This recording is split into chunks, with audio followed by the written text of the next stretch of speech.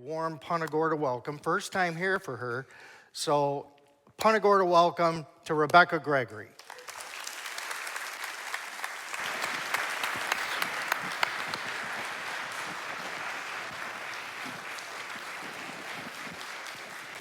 You forgot to mention that you were going to make me cry before I even spoke tonight. So thank you for that, Brian. Thank you so much. It is an absolute honor to be with you guys tonight. I got very choked up because I had no idea that those pictures were going to be of my family and of my journey. And some of those I haven't even seen myself in so many years. And every day I just wake up and I feel so blessed to be alive, so blessed that this is now my life to share my story that is in no way about me, but what God has done in my life and so many others as a result of such a horrific day. And it's funny because when I start out and everyone, if they're asking me questions and I'm meeting them prior, they say, "What part of the race were you in when you were running? Did you make it all the way?" And then I have to immediately say, I was not running in the Boston Marathon in 2013.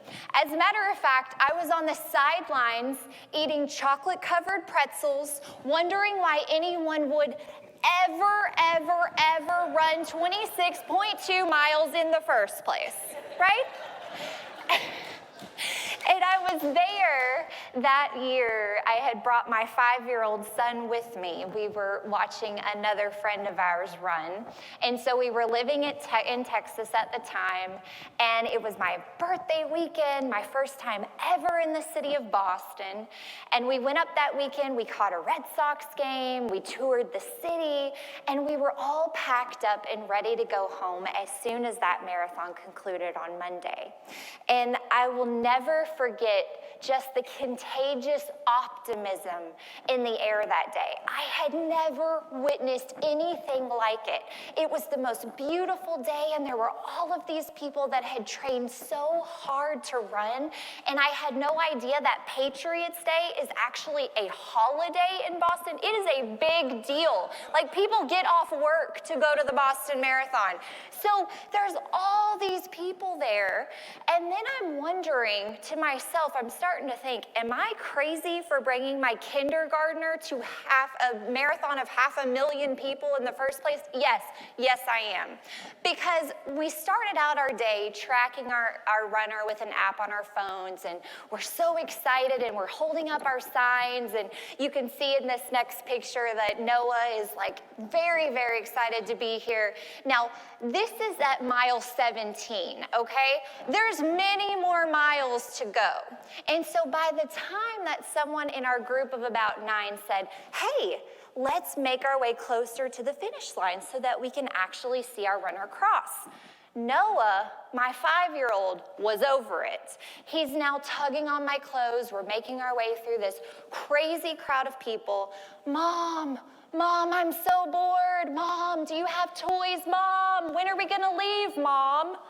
And at this time, if I'm really honest, I was a little bored too, because there's only so many runners you can watch pass by you before you just kind of want to do something else.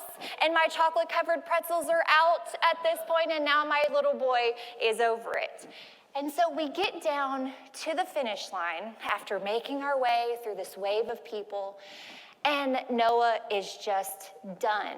And I'm trying to figure out how not to get him lost in the crowd, because that was my biggest fear, and how to actually see our runner cross. So I started thinking, and I said, "You know what, buddy? Why don't you sit down on my feet and play in the rocks like you're a scientist?" And there were no rocks, people. This is asphalt. We were really pushing it with this. But to Noah, that was a cool thing to do. And so Noah took his place on my feet with his back up against my shins, and that's exactly where my little boy was when a bomb in a backpack went off 3 feet behind us. Now, at this point in my story, What I want you to know is that because of the decision that was made to place Noah on my feet that day, my body acted as a human shield for my son, and I took everything in the back of the legs, the torso, and the left hand, and that's what ultimately saved his life. Noah had a cut to his bone on his right leg that they were able to stitch up. He had a piece of shrapnel graze the back of his head. He has a little bald spot today. But that same little boy who was 5 is now almost 14 years old. And that decision was not my decision. I would have never, ever in a million years known that that was going to happen, that there was going to be a bomb in a backpack less than 3 feet from my son and I. But thank God that that happened. And the majority of us will never, ever get blown up by a bomb at a marathon. But every single person has life blow up in their face. And it's usually like I was, on that sideline, eating chocolate-covered pretzels, minding our own business. And then all of a sudden, you wake up one day and your life is completely unrecognizable. You know, I'll never forget the feeling of laying on that Boston sidewalk, of not even being able to move my body, just my head, of looking around and seeing other people's body parts on the ground, not even attached to them. The nails, the ball bearings, the BBs, everything these brothers packed into these pressure cooker bombs. My left leg was on fire. I was in a pool of my own blood. And I looked up at the sky and I said, Lord, if this is it for me, then take me. Take me, but let me know that my little boy's okay. And I shouldn't have been able to hear Noah. My eardrums were blown out from the blast. And I shouldn't have even been able to see him, but I did. I saw my little boy in the arms of someone helping us. And when I look back on that day, as much as horrific, as terrible as the worst parts of it were, what I see were the people that rushed in to save us, not knowing if a 3rd or a 4th or a 5th bomb was getting ready to go off, just knowing that they wanted to help. Angels were all around us that day. Angels are the reason that I made it off the street, that all the people that survived, they made it to a trauma hospital because the best trauma hospitals in the country were just a couple miles away. Now, we lost people that day, but that is why it's even more of a responsibility of the survivors to go on and show the world who God is, what we're made of, and not let that tragedy define us. But there's so many miracles from just that day alone. Did you know that the year before, they actually had a bombing drill in the city for the marathon in particular? So without knowing that they were preparing for something that they could have never prepared for, they were as prepared as they possibly could be. But life is hard, right? And when life blows up in our face and we have no idea what we're going to do, then how do we find our joy? How do we find any remnants of what life looked like before? I remember all of those feelings and more when I woke up from a medically induced coma, staring at those 4 blank walls we talked about, wondering, how in the world did I get here and where do I go on from here? Everything I knew was blown away on Boylston Street. And I had to very, very quickly decide that my life was worth living. Because when people are coming in, doctors saying, I've got some good news and I've got some bad news. The good news is you're alive. The bad news is it's gonna take a really, really long time to piece you back together, and you might lose your right leg. You're definitely probably gonna lose your left, and you might lose your left hand. I had just celebrated my birthday. We had just been to a baseball game. I was supposed to go home back to Texas. I'm in a city I don't even know. And all of a sudden, my life as I knew it was done. But even more so than the fear and the sadness And all of these emotions that I was feeling, there was one that outweighed it all, and it was gratitude.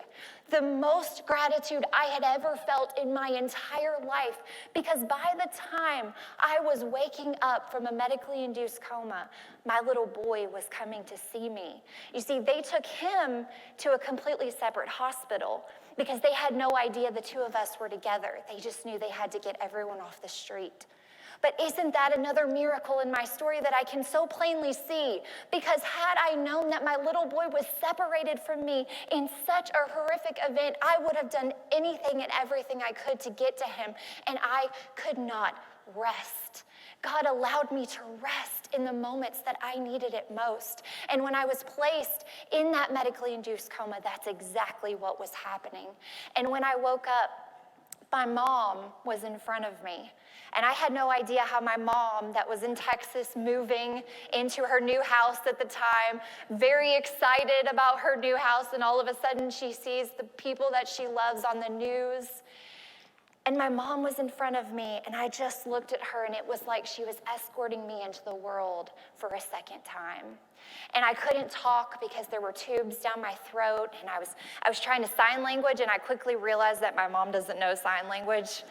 And so she gave me a piece of paper, and with my undamaged right hand, I wrote, "God is not finished with me yet.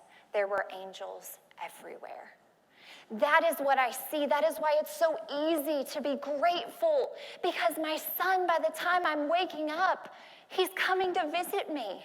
And I didn't know what my life was going to look like. I just knew that I had a life, and I wasn't laying on that pavement anymore. And as long as I'm not laying on that pavement, then man, life is good. And I didn't know where I was going to go or what things were going to happen. I just knew that as long as I had a beat in my chest and air in my lungs, that I was going to live. See, for 26 years of my life, I expected to put 2 feet on the ground and go about my days. I never anticipated anything else, because that's what I did every single morning. And usually it meant hitting the snooze button about 13 different times, because I was just running late to everything and it was just constantly chaotic. And what I realized in these moments was that maybe I had never truly lived. That I had spent so long just trying to survive, because we get so caught up in the mundane tasks and the routine, and we get so stressed out about these trivial little things that really are trivial and little things. But we don't recognize that because life is hard. And so instead of seeing all of these little blessings, all of these beautiful parts of my day, I concentrated on the stress and the drama that, guess what, I was probably adding myself. And it wasn't until I woke up in that hospital bed, when my life didn't even look the same, that I had all of this gratitude in my heart, and it didn't matter what was going to happen, because I made a promise to myself right then and there that I would never live my life in the same manner again. Not because I tried to take it for granted, but because I was like everyone else who just gets lost. I was so lost. And you would think that I would have had enough wake-up calls, because 6 months prior to Boston, I got held up in a Walmart parking lot and robbed at gunpoint. I thought that was going to be the biggest highlight of my life. Not even close. And you go back to my childhood, where my dad was an evangelist. He traveled all over the world preaching. Some people said he was going to be the next Billy Graham, but he came home at night and he would beat my mom and I. And some of my first memories are being so abused by my biological father that I didn't even know what a father's love looked like. Trauma has been a part of my life ever since I was little. But as I'm reflecting back on those moments when I'm laying in a hospital bed, I said, man, I'm about as prepared as I can possibly get for what is happening right now. Because without knowing it, I understood what it was like to just keep swimming. to just swim, because if I didn't keep swimming, I would have sank a long time ago. And then I had this revelation of how excited and joyful I was just to make it. And so I had all of these things going on in my head, and the doctors are coming in and out, and they're telling me all of these different things, and they're preparing me for the journey. But I thought I was prepared. I thought I could do it. I knew that I was kept alive for a reason. And I'll never forget one of the conversations that I had with a tech that came into my room, because I kept telling people, God is good. Whenever they asked me how I was doing, I would say, God is so good. I'm wonderful. God is good. And he got so mad at me, this tech, he got so mad at me, and he said, how can you say that God is good? Your son was just involved in a terrorist attack. You are laying here in pieces because of a terrorist who happens to be down the hall, by the way, because the remaining bomber came to my hospital to be treated for his injuries. And so the same nurses and doctors that were nursing me back to health had to go in the other room and take care of him. But I had this conversation with this guy, and I said, if you can't look at my story and what just happened to me and not see the miracles, then there's a huge disconnect. Because the only reason I'm here right now, the only reason my son is here, is because God has a bigger plan for our lives. Otherwise, it would have made much more sense, me being less than 3 feet from an explosive device, to have died and not just be here facing the problems that I was facing. And so very early on, I felt like I was equipped, right? I'm like, yes, I can do this. And then started the next year and a half of my life. The first initial stage was 56 days in the hospital. It was split between 2 hospitals, one in Boston, and they had a med flight for me to Houston so that I could be closer to my family and my home. And after 56 days, we rolled out of there in the my wheelchair.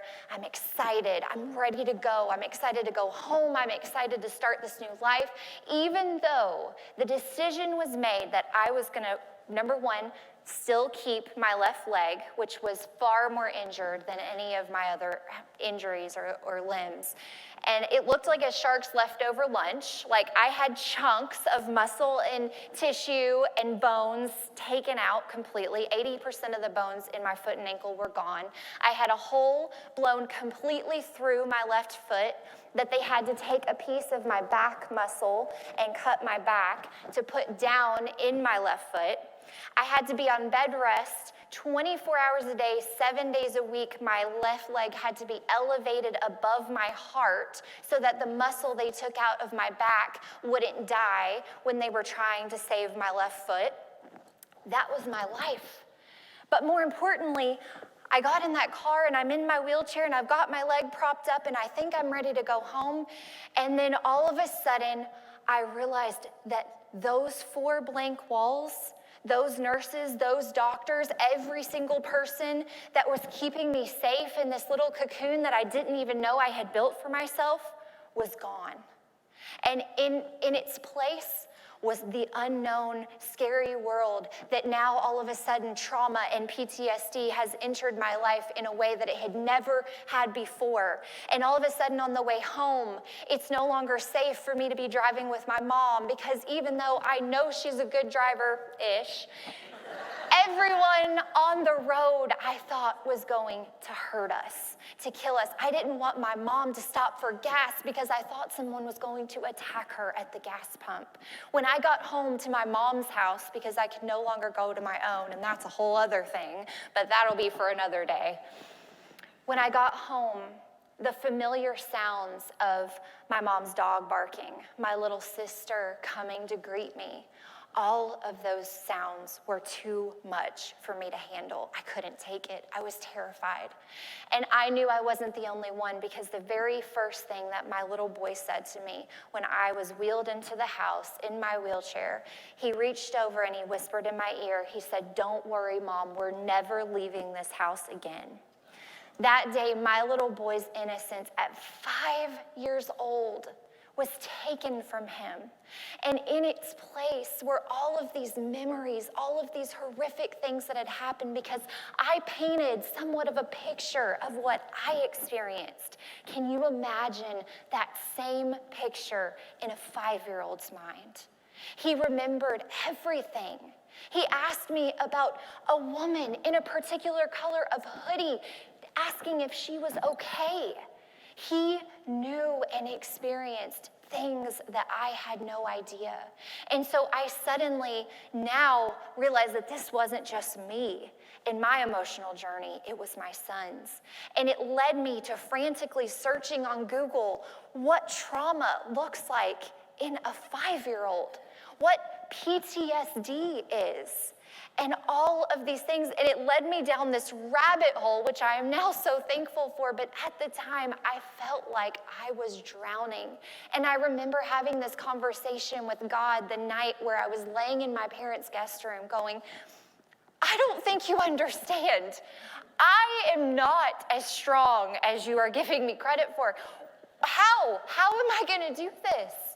Why did you spare me? How am I going to live the rest of my life this way? And I just didn't get it. I didn't understand. And it was this constant pressure of feeling gratitude and feeling so joyful to be alive, but so scared to even interact with the world. I think that a lot of us feel that way sometimes. And I can talk about my physical injuries, sure, but the emotional, the ones that people don't see, the ones that we keep inside of us buried so deep down because we're ashamed or we're scared of letting anyone else know that we're not okay. Now, what I learned is that that's okay to do. It's okay to say out loud that we need help, that we're not okay, that life is hard, and sometimes it's too much. It was too much for me then. And that's what began my search and my journey of going down the psychology and therapy and every single word you insert it here route until I found what we needed. And I put my son into therapy and I put myself into therapy. And what I learned, number one, about therapy, it was very interesting because I sat down thinking, okay, I've got it figured out, right? I just have to figure out how to get through the bombing part. Like how to have s'mores with my son again without being terrified. How to go into a crowd. How to go to a parade of people. How to sit at a restaurant and not have to be against the wall to where I have to see everyone. Like those things. How to just go out of my house and not be terrified for my life.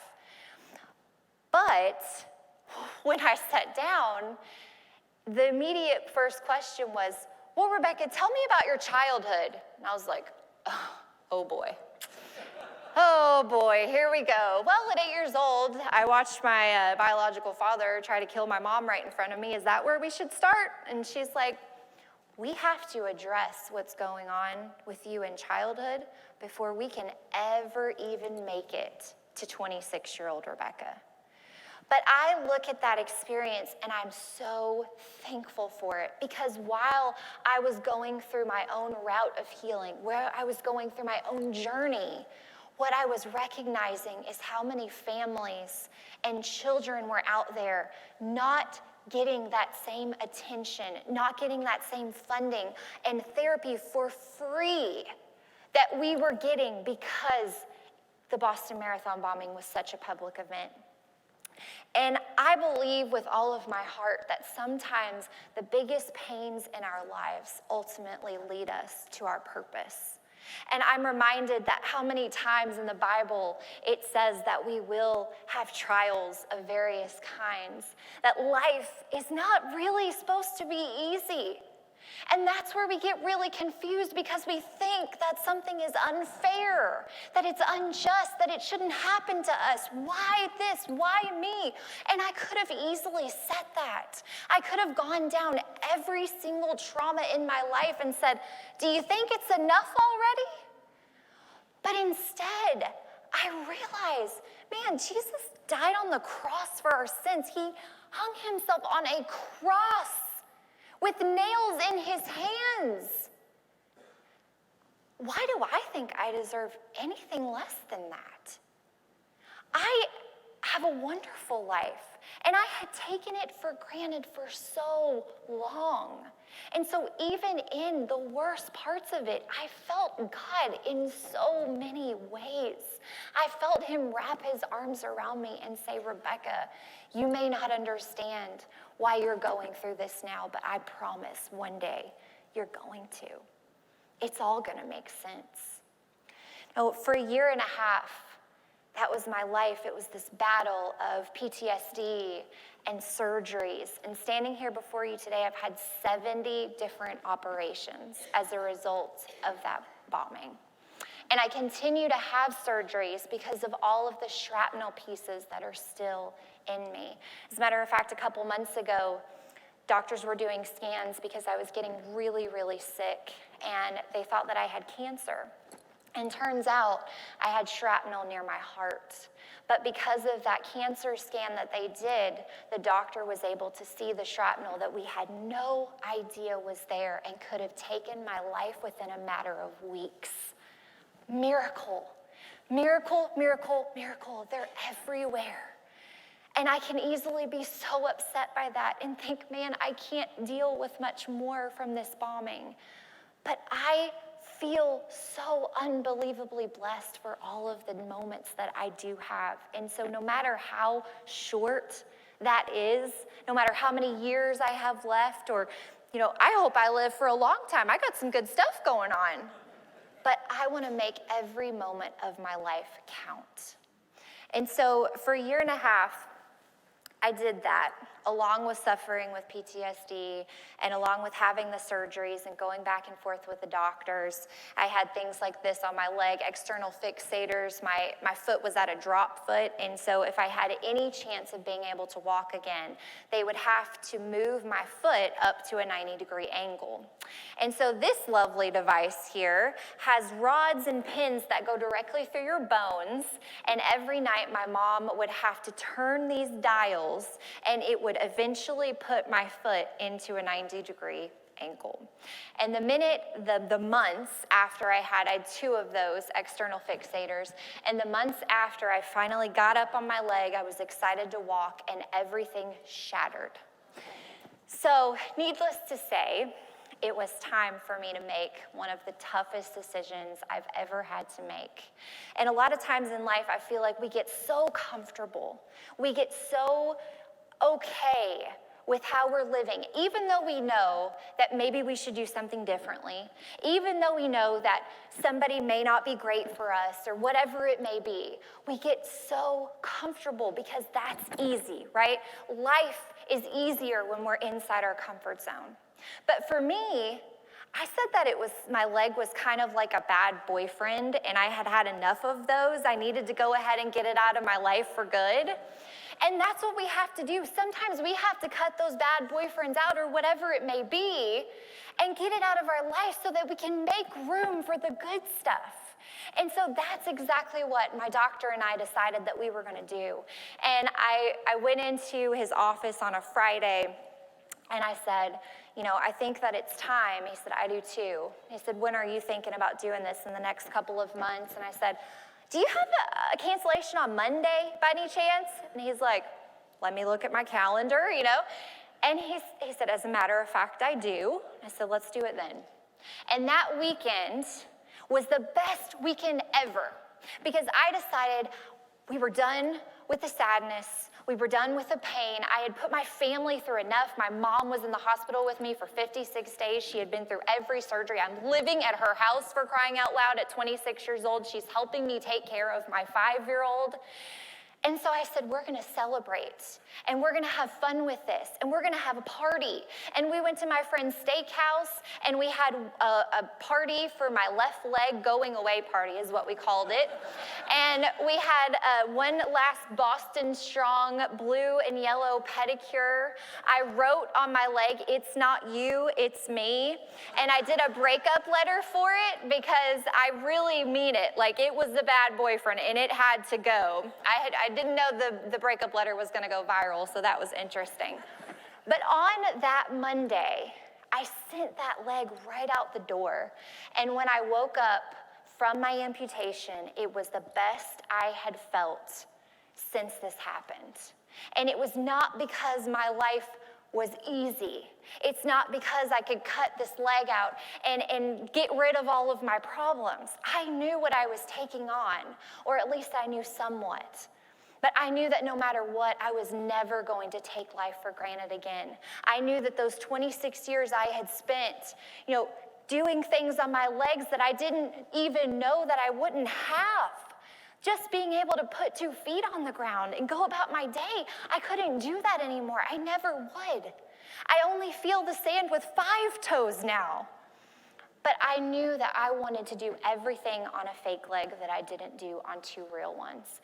And that I was going to incorporate joy into my life. And I was no longer going to be sad over something that I couldn't control.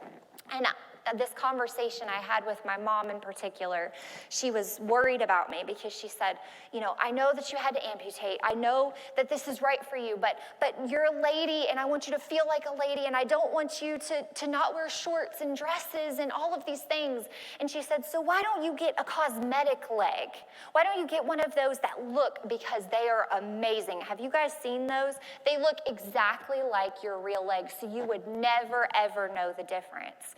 But I told my mom, I took her hand, I said, part of me accepting this for what it is, part of me accepting that this isn't going to define me, that this is my mark of survival, is that I am going to get a robot leg, and it's going to look fake, and I'm going to dress it up, and I'm going to get my pedicure every 2 weeks because priorities, right? And I am never going to allow myself to feel sorry for the fact that I made it off the street, because I know that there were other people that didn't. And so we had the birth announcement for my new leg, and her name is Felicia. This is Felicia. She's joining us tonight. And I made a birth announcement for her, and my mom just she still gives me one of these all the time because she doesn't quite know what to do with me.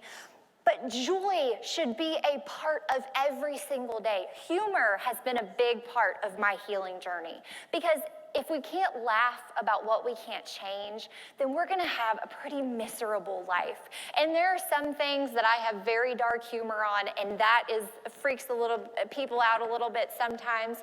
But it's also my way of saying, you know what? I can't change that I'm an amputee. I can't change that every morning of my life I wake up with a wheelchair or reach for a prosthetic leg. But I can change my attitude about it. I can change my perspective. I can look at all of the amazing blessings in my life and not concentrate on my problems. And that's what we do. We do things like dressing up like Lieutenant Dan and Forrest Gump for Halloween. And we do things like run in the Boston Marathon, the last portion of it, 3.5 months after I got my leg. And for me, I wanted to run the full thing, but I wasn't ready for it. And I ended up injuring myself 2 weeks prior when I had gotten up to 16 miles. But when I ran across, they allowed me to do the last 3.2. When I ran across that finish line, it wasn't about the number of miles. It was about everything it took to get there. And when I ran, I saw ribbons tied around this pole for all of the victims. And I cried at the finish line. I couldn't even cross it. I couldn't get there without just diving headfirst just in tears. Because I had no idea how I had even made it to that point, but I knew that my life wasn't the same. And that same year, I did one of the hardest things I've ever had to do, and I testified in the trial of the remaining bomber. And I was asked 2 days after my amputation, an FBI agent and a U.S. attorney came into my hospital room and they said, well, it looks like you're doing really well. We've got some news for you. You might want to sit down for this. And of course, I'm in a bed, but they said, Rebekah, you're going to have to testify in the trial. And I said, no, I'm not doing any of that. And then they said, well, you're going to have to. And I thought about it more and more, and I said, if my testimony could help the judge or the jury make their final decision, then that's the responsibility that I have as a survivor. And I went to court, and I watched the biggest enemy of my life lean back in his chair with this smirk on his face, and I watched him fiddle with his pencil and not stand up for the jury on the first day of the trial. I watched his attorney rubbing on his back like he was this innocent little boy. And it was one of the most excruciating experiences of my life because all of the victims' families had to come in and rehash the worst moments that they've ever had. And all of the survivors are walking in on 2 prosthetic legs and 1 and all of these injuries. But an amazing thing happened because in the trial portion, he would never look my way. I never had any dialect directly to him. I only had to be there to tell my story of what happened. But I was asked to go back, and I had to give a victim impact statement. And I had to Google what a victim impact statement was because I had never even been part of a federal trial before. And so what it is it's the statement that is made right before the judge and the jury make their final decision. And so to me, I'm like, I don't want to give this guy any more satisfaction than what he already has. This is not okay to me that I have to sit here and tell him what he's done. And so I wrote out a statement and I handed it to the U.S. attorney, and he made me go last. Out of 22 people, I got up in front of him, and at this point, he looked me directly in the eyes. And when I tell you that it was like staring at the face of the devil, that is what it was like. His eyes were black. And normally when you're talking to someone, you can feel their soul, you can feel their passion. But him, it was different. It was evil. And I looked at him, and my voice never wavered. I knew exactly what I had to say. And I said, I was asked to give a victim impact statement today. But in order to do that, I would have to be someone's victim. And I'm not yours, and I'm not your brother's. And I went on to say that one act of hate that stretched a couple hundred feet, we've seen an act of love that stretched hundreds of thousands of miles. And no one is going to remember their name. What they're going to remember is what everyone else has gone on to do and accomplish in spite of tragedy. That is what we're here for. And you know what? I believe that there is so much more good in this world than there is bad because I have seen it. For the last 8 years, I have had total strangers come up to me at every single point, supporting me and my family along the way. And that is the reason that I am still here. That is the reason that I can tell you about the worst parts of my life. And I feel like the more vulnerable and transparent I am, then maybe, just maybe, someone else can be like that too. Because if I can touch one person, if I can resonate with one person in a room, I'm shining my light that we all have a responsibility to. And if that person shines their light to one other person and one other and one other, I'll have no idea what the magnitude of what my one light truly is, but I want to know every single day when I lay my head down at night that I have tried so hard to show the same love, the same support, the same compassion to other people as I have received in one of the worst parts of my life. I believe that sometimes our worst chapters lead us to the best ones, lead us to our purpose. And I believe that God uses every part of our brokenness for his good. And when someone asks me about surgeries, if I'm scared of the unknown, of what's going to happen in my life, of living with chronic illness each and every day, my reply is, on this earth, I may not look whole to you, but one day I will be. And with the rest of my time here, I am going to try and encourage and allow other people to remember that same thing. We will all be whole again one day, and we may never understand why things happen. We may not ever know why we have to go through certain ones, but I promise you, God is in each of them. If we just look hard enough, if we search deep down, we find him. And sometimes it's not right when we're going through it. Sometimes you have to reflect back, and then you have those aha moments of, there he was. He never left me. God has never left me in this journey, and he's with me every single day. That is why I have so much peace. That is why I have so much joy. That is why no matter what happens in my life, that it is a great day. And my husband, he gets a little annoyed sometimes because we'll be driving through traffic, and he's one of those passionate drivers, if you know what I'm saying. And so he's yelling at the car in front of him, and I'm like, honey, they can't hear you. I feel like this is pretty pointless. And he's like, Beck, just let me have my moment. Because I say, are we laying on the pavement fighting for our lives, babe? He's like, oh, come on. To be married to a motivational speaker, it's tough sometimes, right? But I'm here to tell you that there is so much beauty out in this world, and it is our decision whether or not we find it. Because we can concentrate on all of our problems. Our problems are going to be there. But when we concentrate on the blessings and on the beauty each and every day brings, then our problems are trivial. And they get smaller and smaller.